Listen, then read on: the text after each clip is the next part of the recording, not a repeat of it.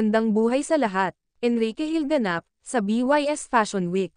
Dumalo si Enrique Hill sa nasabing event to support his best friend, EJ Nacion. Spotted din si Enrique Hill beside James Reid habang nanonood sila ng mga models na rumarampa. Panoorin pa natin guys ang iba't ibang ganap ni Enrique Hill sa iba't iba nitong dinaluhan. Ayon sa mga fans, happy to see Enrique Hill na sobrang jolly, happy, and contented.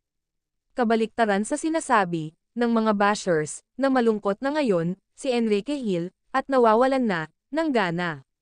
Tama po, wala pong bahid na lungkot sa mukha ni Kay nito. Bagkus, nag-go-glow pa ito habang tumatagal. Lalo tuloy siyang bumabata. Toxic free kasi si Kay nito, deadma sa negative na nailalabas sa social media.